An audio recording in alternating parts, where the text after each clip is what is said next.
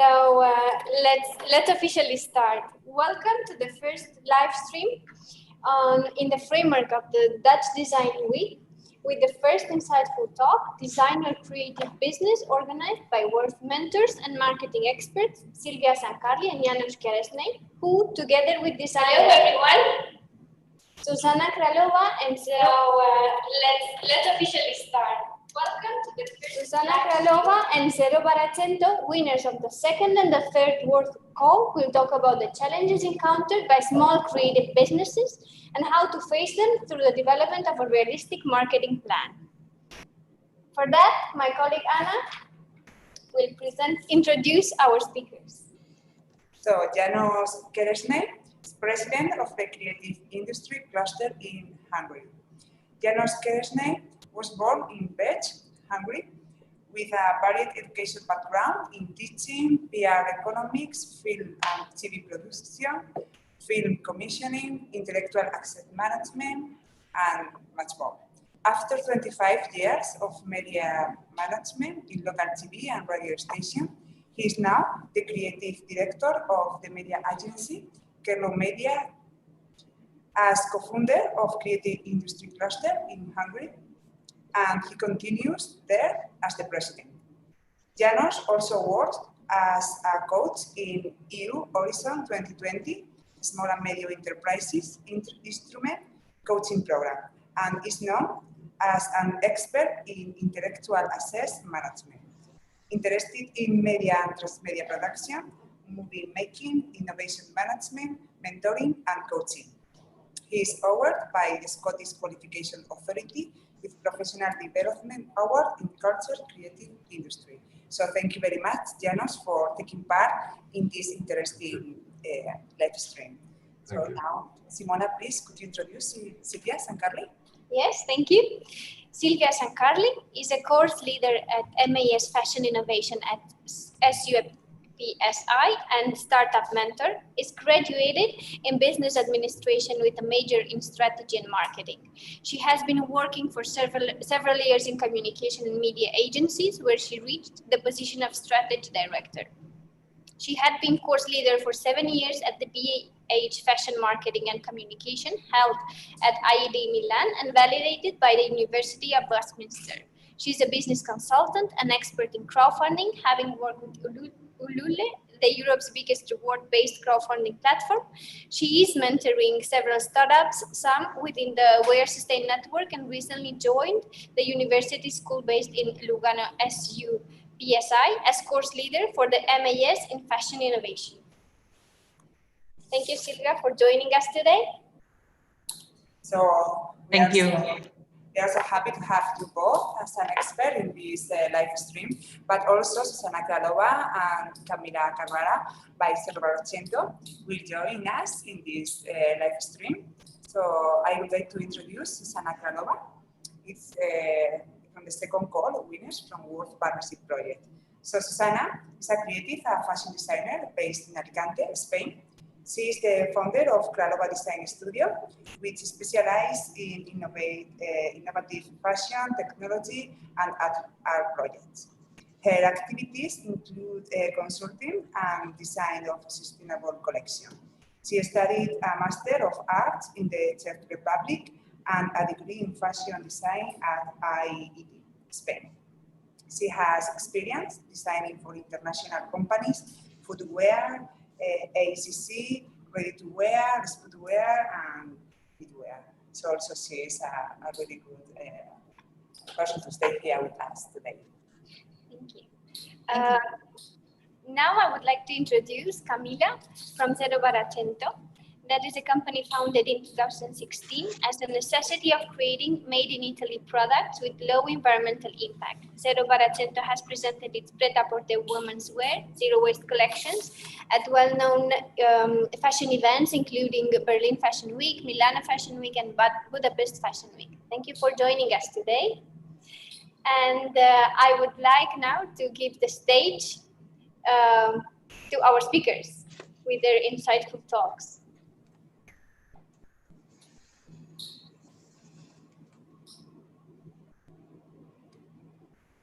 Okay, thank you very much. And because it's a lunchtime, maybe you would appreciate if we share with our menu for today discussion, which is very short, but we would like to touch 6 topics, like how hard is to start a business in fashion. And my partner in the show will be Silvia, and I asked Silvia to mention the others, but I mentioned the next one, which is about business preparation and planning to start up a business in fashion. Or after that, we will learn what was the journey of Camilla and Zuzana to reach this situation where they are with their product or with their brand. So what kind of human skills and competencies are necessary to be successful in business in fashion? And what has creativity do with sustainability, grants and businesses, and creativity vs businesses? So these are the topics what we would like to mention. And let's start with the first one, which is how hard is to start a business in fashion? Is that hard or easy nowadays? I think we can really hardly decide which one is the better statement, because we can say it is really easy concerning the online shopping and online marketing developments, and concerning the possibilities, as we think we can start a business from a room anywhere on the world with an internet connection. Or is it hard because of that? What do you think, Silvia? Well, I think what you said is kind of interesting, even though if we take into consideration how many people are out there thinking that since it's so easy, I can do it myself, it's getting quite complicated. Creativity is more accessible. It's more developable. You can develop it more as compared in the past. But making your own line and put it on a website or an Insta profile or even on TikTok, it's not enough now. It's absolutely not enough. And the problem, I think, is that it takes 2 very different mentalities in doing one thing or the other. Anyway, to start a business in fashion now, it's hard, very, very hard. You can argue it has always been. Maybe yes, it has always been. I mean, to break through the clutter. But on the other hand, since we consider fashion a commodity, something that anyone can do, and starting a brand, something that anyone can do, it's even harder. Unless, of course, you've got tons and tons of money, then it gets a little bit easier. Yeah, but we have 2 participants in our discussions who have tried, and they are on different ways. So Camilla Carrara from ZEROBARRACENTO started a direct line to the market as they established their brand, and Zuzana is with her shoes, with the Fish project. He is just starting at that line. So what is your opinion? Is it hard or easy? Well, oh, okay. You can start. You are the first. Okay. So in my case, I had the luck that after the master I attended in Berlin at Esmod, I got a sponsorship from a really important company that is Natur in Germany. And they helped me not only in terms of money, but also in terms of knowledge, skills, and knowing a little bit the market. So I had this push, let's say, at the beginning. But then when I found myself like I was alone after the first collection, it has been kind of hard. And for the first years, I've been selling into small shops here in Italy that were selling more brands with focus on made in Italy, young designers, and sometimes also on sustainability. And after COVID, everything changed. So now I'm pushing a lot the online part, as obviously when we were all in lockdown in Italy for 3 months, everything has changed. So I started maybe selling more through Instagram.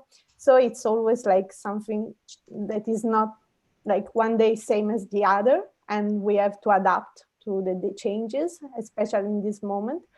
But I think is also like a big opportunity for small realities like ours to be super fast in changing. That is something that maybe if you have like a big established, let's say, structure is not as easy as for us. So it's also like kind of fun to have the chance to change every day the way we work, even always following the values that we have, because in our case, we don't want to compromise any of the value that we are stating, like obviously sustainable sourcing, the zero waste pattern making, the made in Italy. So it's not easy, but it's really like a huge opportunity to grow also as professionals, I think. Yeah, Okay. yeah, I absolutely agree with Camila. Something that you need to have in the beginning, like this push of the financial support. But yeah, definitely the launching the business in fashion, it's very tough job.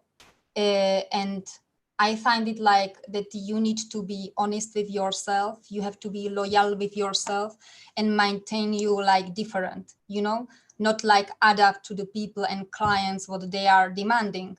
So this, if you maintain like your essence is for me, like a designer, the first step. And then you have that business model or plan or structure you need to take. In my case, with Fish project, I have been also lucky, like Camila, with the sponsorship on the outsole. One factory really supported me with the mold of the outsole, which is very expensive. So I have been able to develop the outsole with my drawing, with my mold itself. So it wasn't like challenge for me, because it was the first time I have been doing footwear, because I am coming from fashion, really from the fashion field. So the financial support is the first thing, but you need to be really loyal, and you need to follow the path.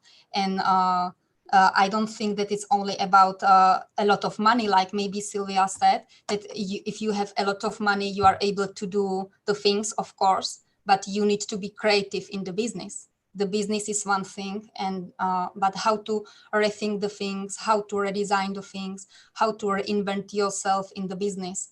It's very important. And after this COVID thing, the crisis of COVID, I think that also the people are more sensitive, maybe much more open.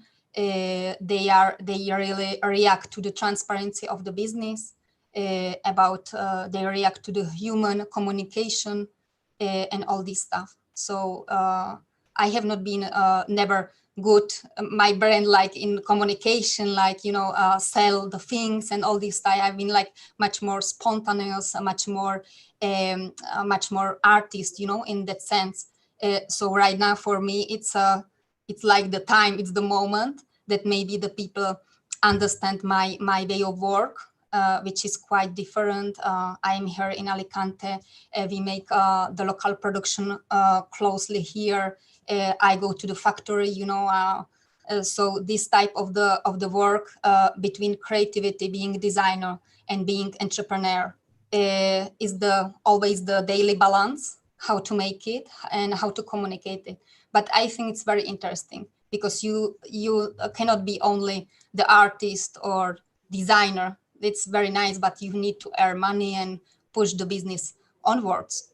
So being entrepreneur and understand the things as a designer, for me, it's important. But it's also important to have a good team behind, because without good team, without good experts, you are nothing. You know, you cannot push the business on your own, only like by your person. You need to have the good person, maybe for marketing, for business strategy. You need to have a good team in the factory, because maybe making the shoes, there is different factories for outsoles, factories for the upper, factories for the materials, etc., etc. So it's like big, huge team who is like on the street, you know, not in your studio, but you have like this structure.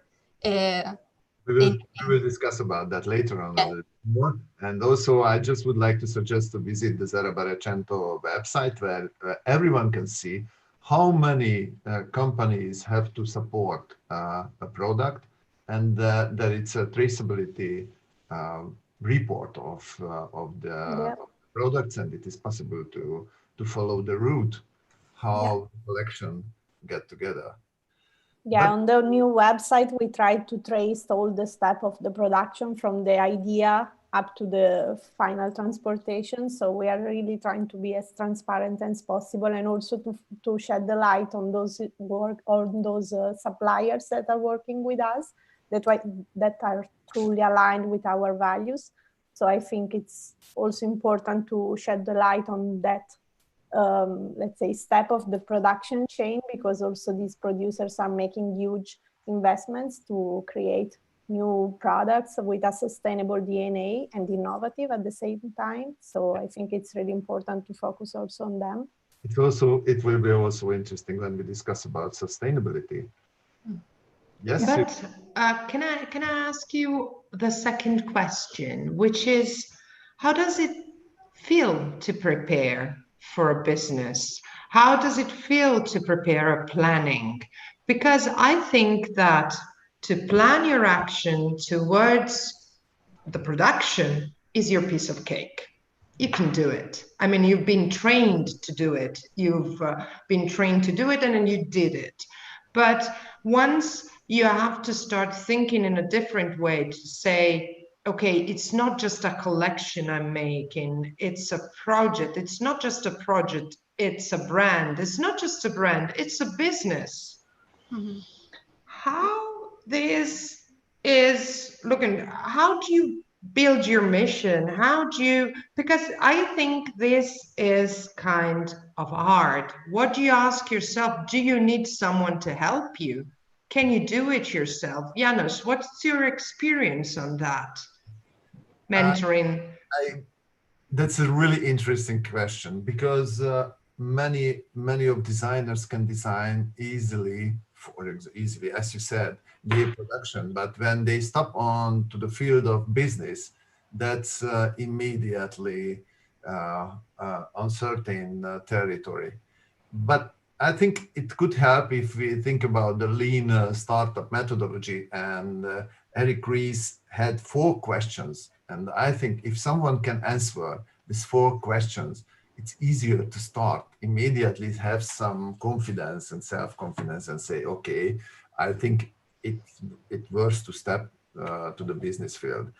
One question is about whether your audience, if you know your audience, but you have to know your audience, and you have to know as much as you can about your audience, whether they are aware of their problem or not. The second question is, do we have an answer to that problem? The third one is whether they would pay for that solution. And the fourth one, which is the most risky, I think, would they buy from us the solution? From us, this is the emphasis. Because if we are a very, very small entity in the business world, I think only the creative business and the fashion is the field where it is accepted and tolerated. In technology, it's really, really hard to step onto the market with a 2-person business. Even in the fashion, of course, but it's not so easy. The second question is the way how you would like to grow. Mm-hmm. Nowadays, with a lot of bubbles of information, it could be easy to find some easy money, which could come into your company, and you can start as a rocket, as a startup. Being on a rocket, maybe you can leave the Earth very fast, but you can't change your course. And if something happens, you are failed. Mm-hmm. But driving a car is a little bit slower, but you can avoid the obstacles. You can find alternative ways, alternative routes to your goal, and you can have a safe trip. Those two considerations can help the beginners in the business, but also you need mentoring. It is impossible to start alone in the business field. And I think the Verse project is one of the best solutions to have a good start with your brilliant idea. What is your experience? Shortly, we can talk because we have a lot of things to discuss. Well, shortly.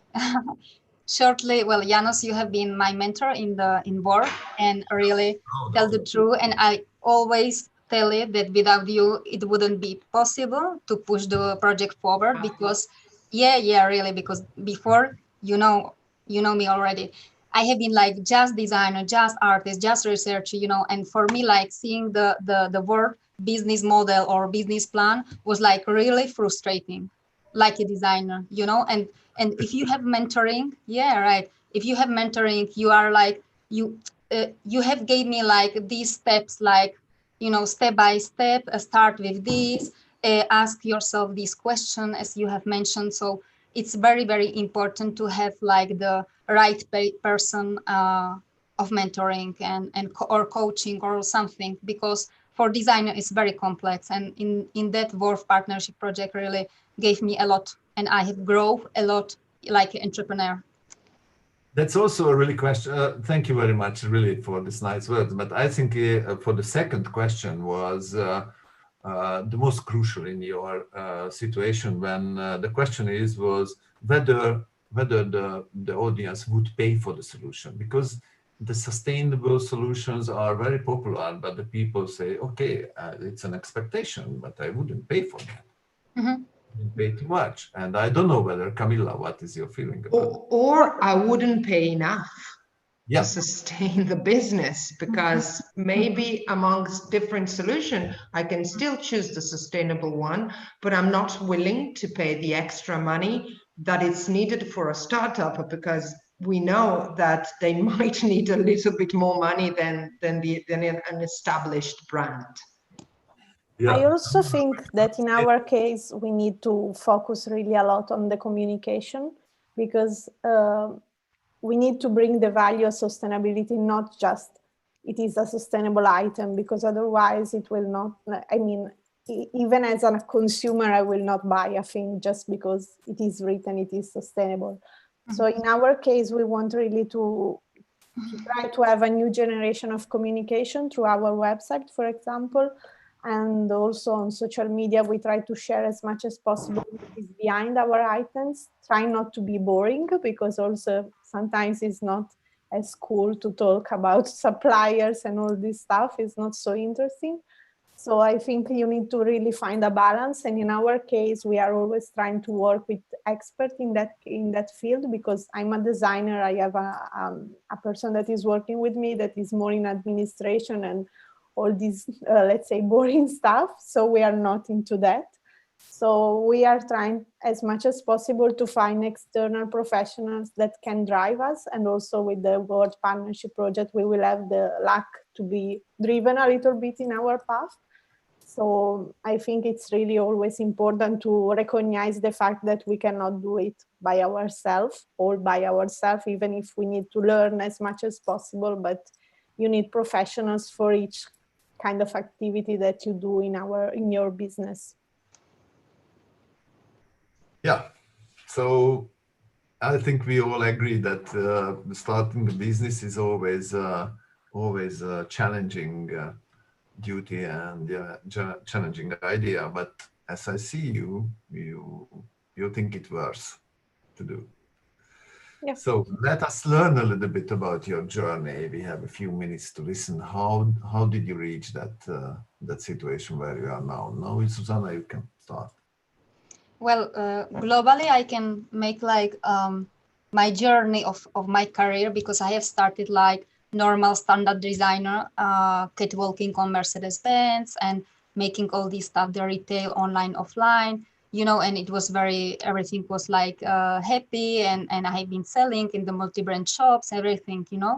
But like after 5 years, I have realized that it's not enough, that the fashion has to have something more. It is not only about making clothes, but like put more values into the garment, maybe connect it more to the art. I didn't know, but I have felt like to change the path of my career.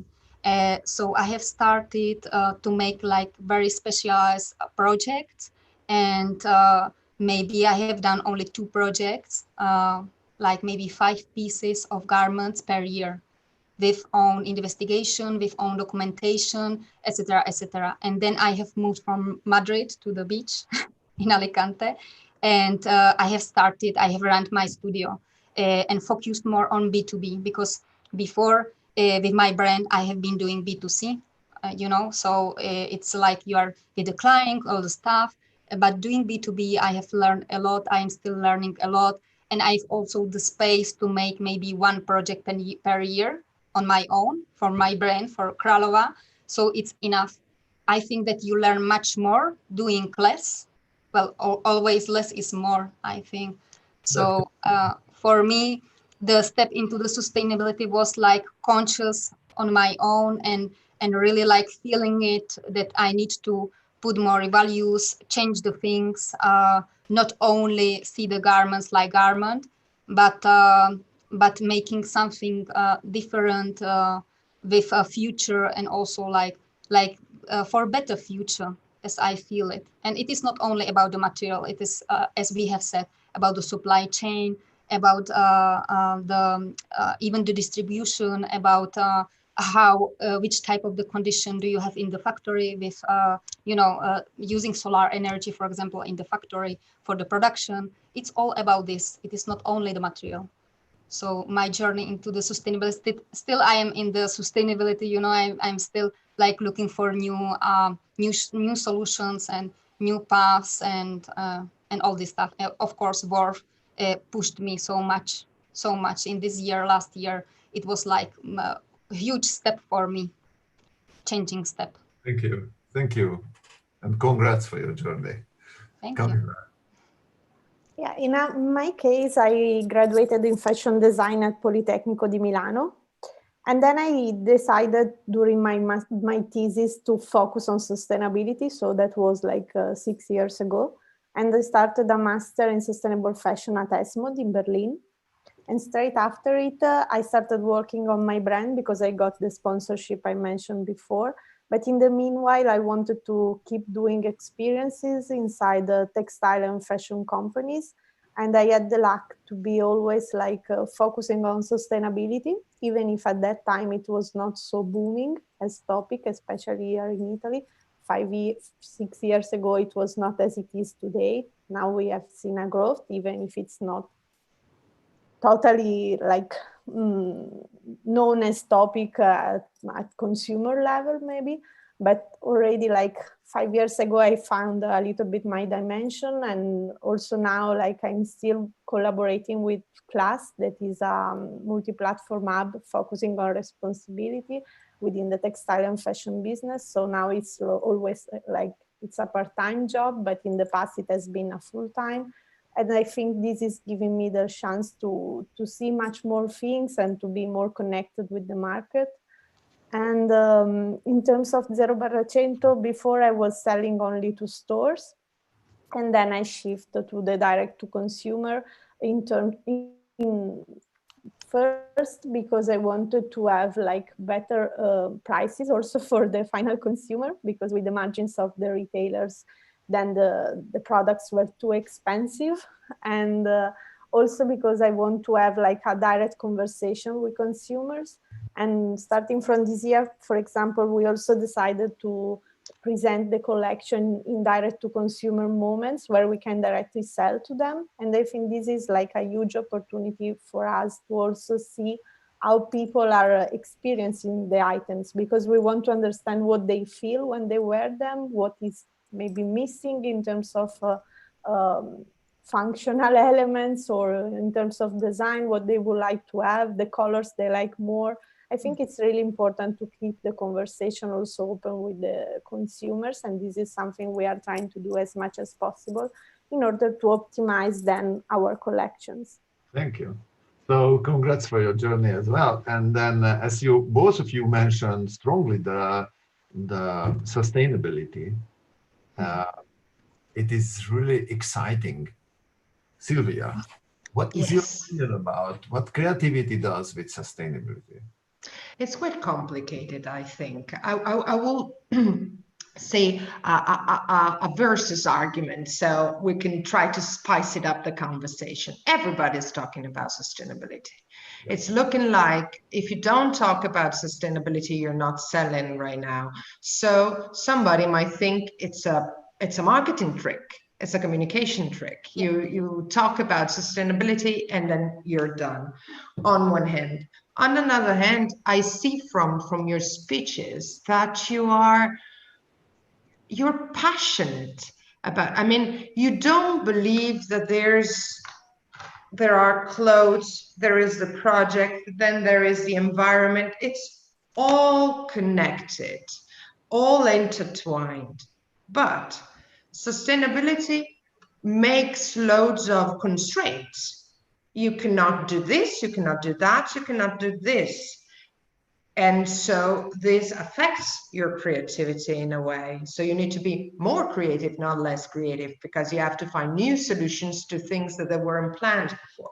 And then I have my last point, which is sustainability is not enough. We can be sustainable, but then we can have loads of waste still.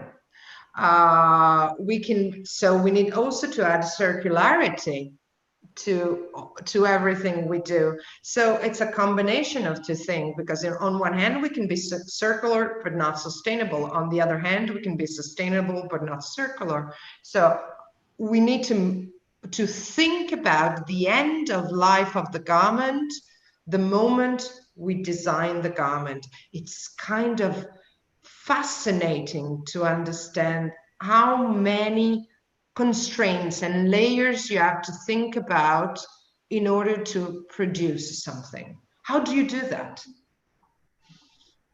Well, Let me add another question to Silvia. How do you do that, and how do you develop the transparency and traceability for that? Because it's another challenge. Of course. So let's start with Camilla now. Please start the short time, because our time is running.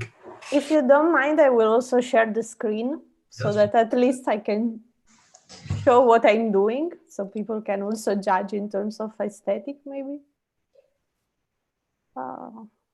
Okay. So first of all, I think that everything that Silvia said is totally true.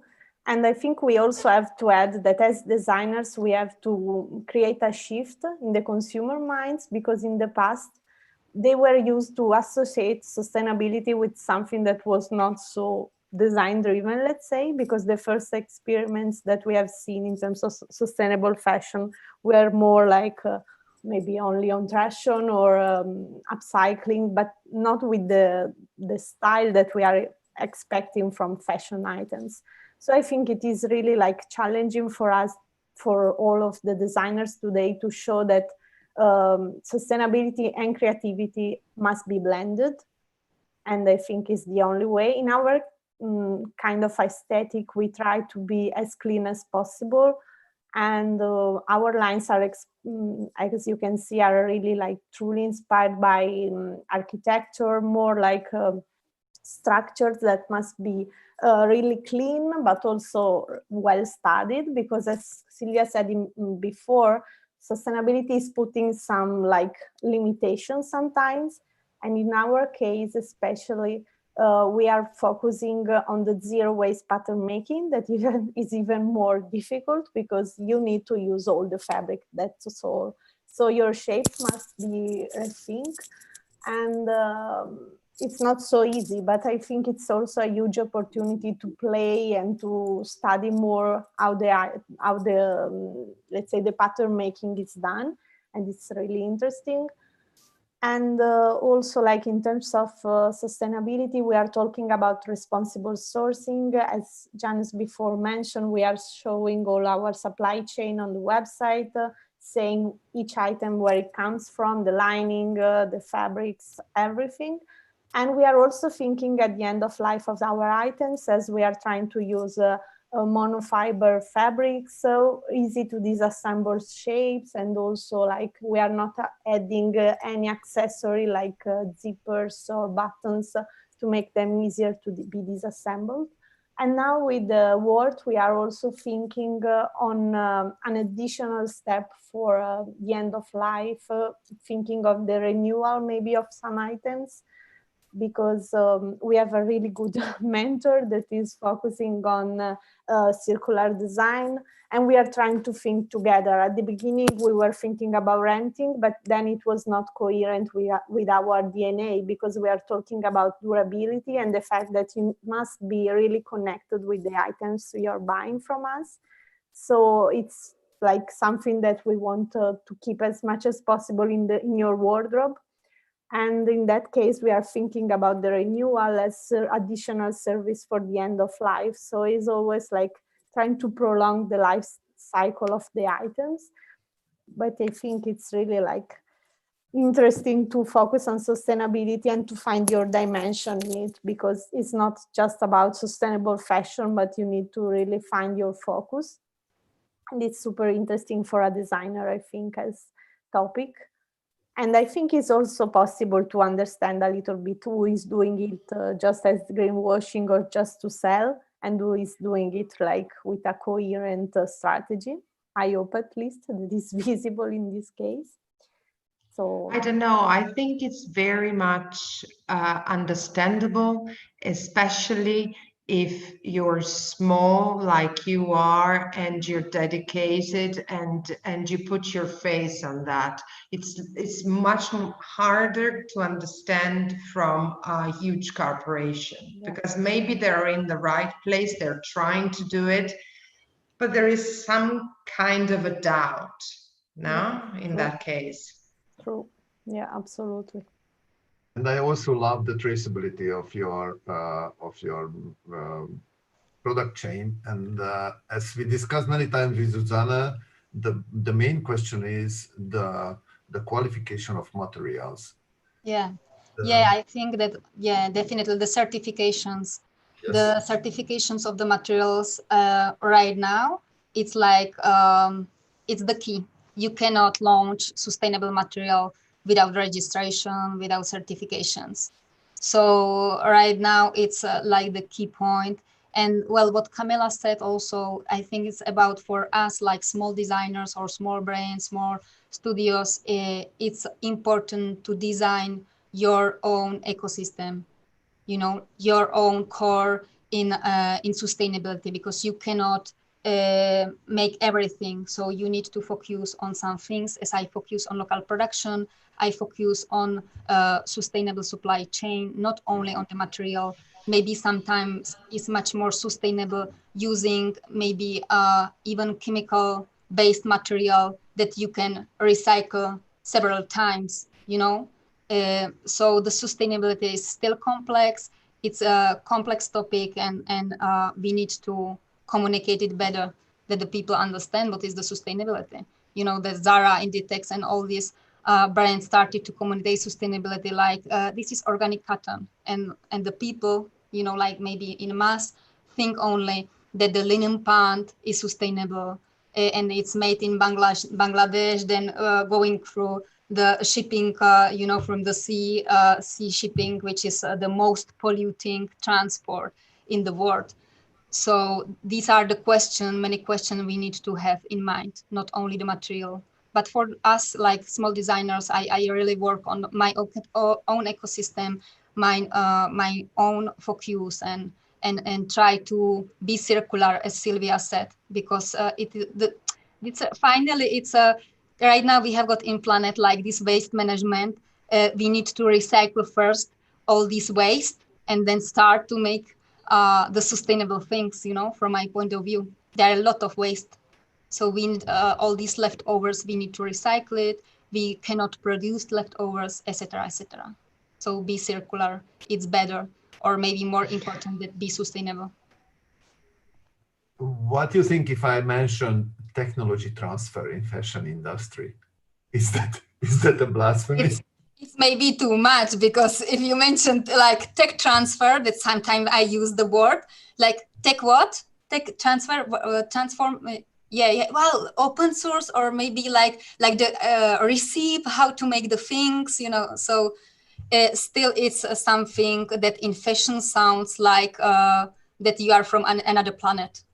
Yes, it is, but it looks like, but if you work with sustainable materials, you have to produce a data sheet. Yeah, And definitely. producing a reliable data sheet is, it's not a small question. No, but then in the field of in the fashion sector, like in the back office, like with the suppliers and really people that understand fashion, the data sheet is the first thing they ask. I have some clients that we work in on some material that are organic and also mixed with the recycled PET bottles material. And first thing they asked me was a specification sheet with all the certifications and all this stuff. So it was the client, just brand, you know, not need a supplier. So also the clients in B2B, they ask for certification. Yes, it is. Just one thing on technology transfer that I think is quite interesting in the fashion field, because, you know, the problem with technology transfer is that either you as designer own it, or the tech people will own it. And tech people, generally speaking, broadly speaking, they don't get fashion. Mm-hmm. So it's quite important that from the very beginning, so fashion schools and all the things associated with it, that we all say, you know, creativity is making the good usage of what you have, and is also to transform things. But if one thing is digital, not analogic, we might want to use it. If a technology might make us better, why don't we use it? And we have to pitch the tech business to say, I need that. You are an engineer, you know how to do it. I'm not, but I'll tell you that I need that and what I need that for. Not to be scared. You are not, of course, but there are so many businesses where is technology leading, and it doesn't work in profession because they don't get the basics of the business. Am I right? Yeah, yep. I think just a moment. I think that the designers, we are right now, or we should be like translators of technology to the people. We are like the key, we have the key role in that, not only in design, and we need to translate the technology to the people, you know, because as you have said, Silvia, the scientist or engineer, they don't know the language of communication, they don't know language of design, they are only obsessed about the technology and how to make it, or, you know. So I think that we are like this connection between technology in here and the people, client. But more on that, like bridge, we are like bridge people, maybe. You should be more than that. You should be the one helping technologists to give you what you need, because you need to understand, of course, if you are the translator, you need to understand the basics of technology. I mean, what can be used for, and then you can pitch them the idea, because the other way around, it will be someone producing some technology and you say, oh, actually, I can use that. The other way around is you saying, but I need something like that. And if you can imagine, in 2020, you can have it most of the times. Yeah, but you need to think that designers are much more open-minded people. You know, the scientists and engineers, they are very close and they are not so open to share. you know. But they get a So, lot of so this money is with their about ideas. persona. That's the question, whether the ideas are proven or not, or market fit or not. So that's the business fitness what I'm talking about many times. That's if you have a business, you have to be problem fit, market fit, know-how fit, technology fit, and legal fit. So that's asset fit. So that's really important to have real business behind and real value proposition. So, do you want to talk about a little bit more sustainability and the previous question, or we can move forward with another topic, which is Another topic. Move forward. about values, which is about the skills, and we would like to rely on your own experience. What you think? And first, I would like to learn a little bit more from from Silvia. What kind of skills and competencies we need to being an entrepreneur? Of course, we always would love to have Leonardo da Vinci in our company, right? So someone who's creative and a scientist and can do everything. But we are humans. We cannot have it all. So it's very much important that we have all the sides of the business inside. So I don't agree with Camila when she says business is the boring stuff, or people doing the administration. I agree, but I mean, putting on your invoice is kind of boring. But designing and thinking about how to do that, the problem with fashion is that your business is always the same.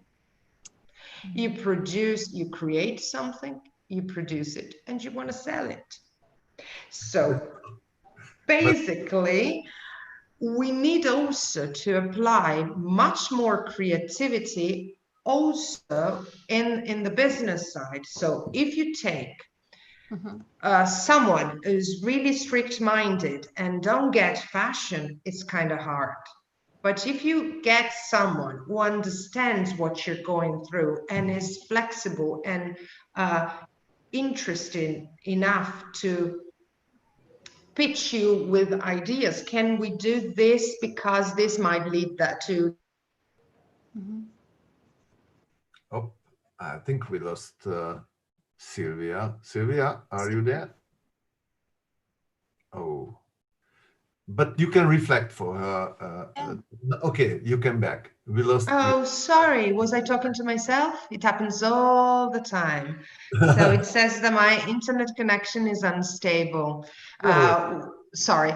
The last second we lost. Okay, so what do I need to say? Skills and loads of competences. What do you think? What do you think? Yes. What do we think? Camila? I can start. Okay. So I think you need to find people that are aligned in terms of values with you, and then that have different skills that can be like really a balance between them. Like for the work, I have the big luck to work with Iris from Renoon. Renoon is a platform focusing on sustainable fashion. They are like a sky scanner for sustainable fashion. So they are agglomerating thousands of products from brands that are maybe fully sustainable or have just some lines that are sustainable, and they are putting all of them together and bringing them to the consumer, because there is also, for example, the problem that as a consumer, maybe you want to shop sustainably, but you don't find interesting solutions in terms of style. So I think in that case, it was really about finding a partner that is really what I'm missing as a designer. So I think it's really important in this field to find good synergies. Like, for example, I know I'm kind of skilled in everything that is connected to sourcing and sustainable sourcing and zero waste pattern making. But then, for example, I'm talking about my sustainable values, but I cannot just talk since like, I think 2 years now, I'm collaborating with Chiquis, that is another startup that is kind of a passport for sustainability. So they do analyze all your supply chain and your corporate commitment, and then they grade you in terms of sustainability for the transport, for the suppliers you're using, for the ingredients you're using. So I think it's... Camilla, sorry for disrupting you. I just think, would you talk about your personal competencies? What you think, what you needed from yourself to reach this level of business? Well, in my case, I'm trying always to, as I'm like, my skills are focusing on design and sourcing. That's what I'm really good into. But since 2 years, I'm trying to work as much as possible to learn more also about business competencies. But I'm still sure that someone that is a professional can do it much better than me. So I'm sorry to repeat, but I think it's really about synergies. You cannot get all the knowledge in all the fields. So as a professional, you need to know that you are missing something and something can be found into someone else. So like, for example, during lockdown, I did 2 months of mentorship from a really good consultant that is Claudio Marenco Mores, and he's like a really good consultant for fashion businesses, and he was giving me suggestions on how to react to the current situation. So not only through the website, but also these direct to consumers moments, and also how to reshape the communication messages I was bringing. So I think this is like giving me also skills. Of course, that's a normal way. So we have many partnerships where there are minimum 2 people from one side, where one of a designer, the second one even sometimes an economist who is participating in the business, even in the world. Yeah. So Zuzana. Mm-hmm.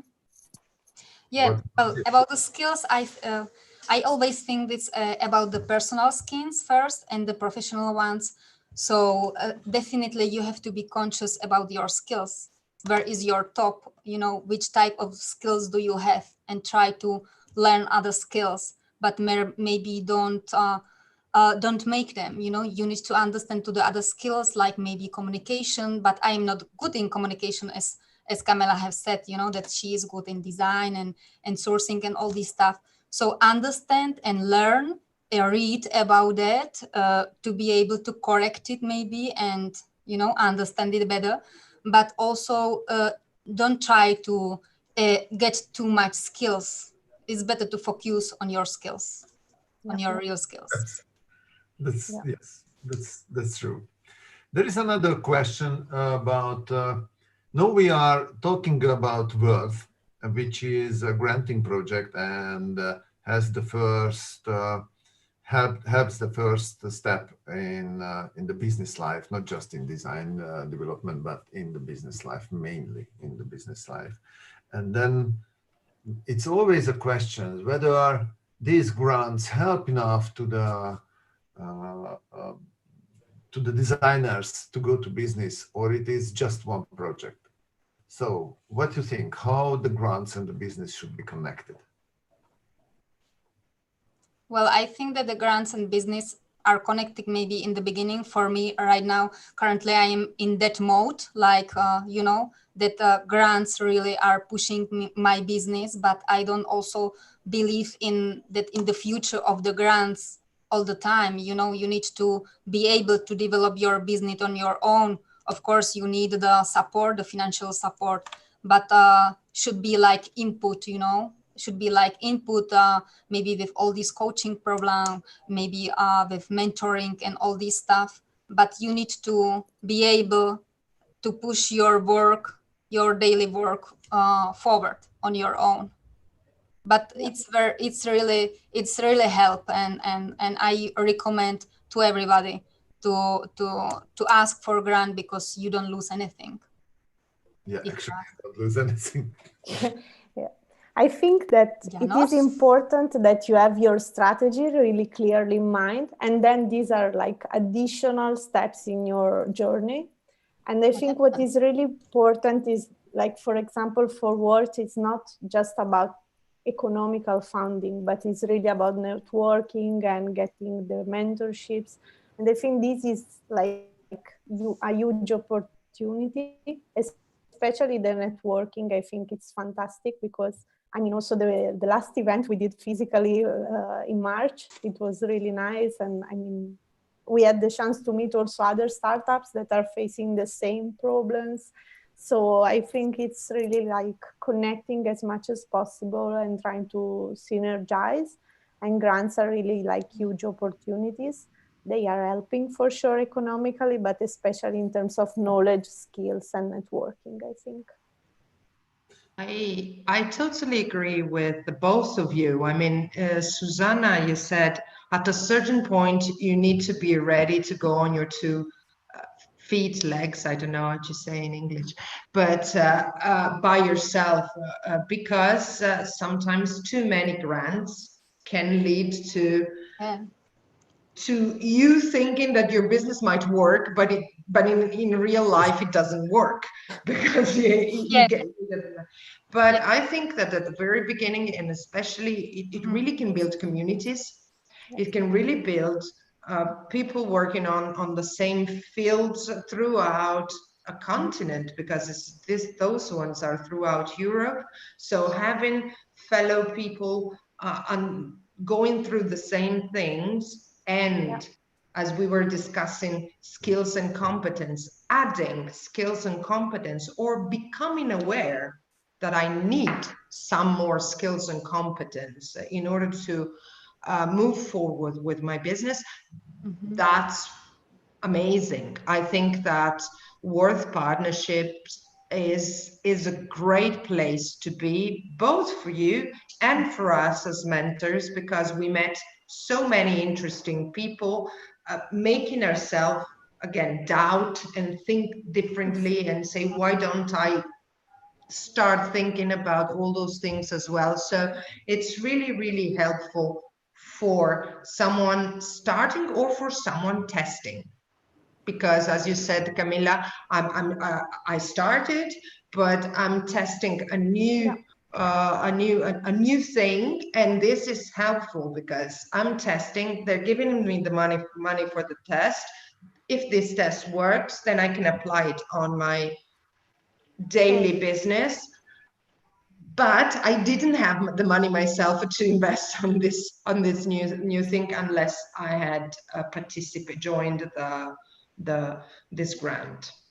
And I think it's the next step would be really important to have actually not grants but loans, soft loans for the new ideas, because after the grants we need more money a little bit, but not always the investment is the way of that.